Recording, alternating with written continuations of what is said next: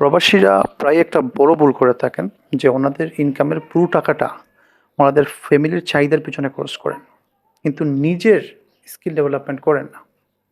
দেখেন, পরিবারের চাহিদা শেষ হবে না। কাল বাড়ি ভাড়া দিতে হবে, পরশু মুখের বিয়েতে টাকা দিতে হবে, বার্থডে পার্টিতে টাকা দিতে হবে, 10, 15, 20 বছর চলে যাবে এভাবে। কিন্তু আপনার কোনো উন্নতি হবে না। পরিবার আপনাকে ভালোবাসে, কিন্তু আপনার স্কিল ডেভেলপমেন্ট করা আপনার দায়িত্ব, ওনাদের অগ্রাধিকার না। নতুন একটা কোর্স, নতুন একটা সার্টিফিকেট, একটা বাসার কোর্স আপনার ইনকামকে 5 গুণ বাড়িয়ে দিতে পারে। ফ্যামিলির বাড়তি খরচ একদিনের সমস্যা। একটা স্কিল ডেভেলপমেন্ট পুরো জীবনের জন্য সম্পদ। একটা রুলস ফলো করবেন। আপনার ইনকামের 60-20-20, অর্থাৎ 60% আপনার ফ্যামিলির খরচ এবং আপনার খরচের জন্য ব্যবহার করবেন।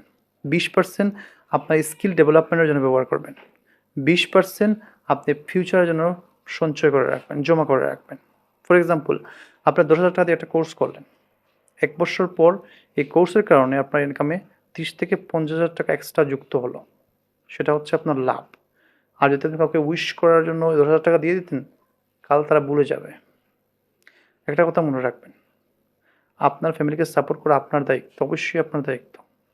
কিন্তু যদি আপনার নিজের স্কিল ডেভেলপমেন্ট না করেন, তাহলে পুরো জীবন আপনার পরিবারের চাহিদার চাকর হয়ে থাকতে হবে।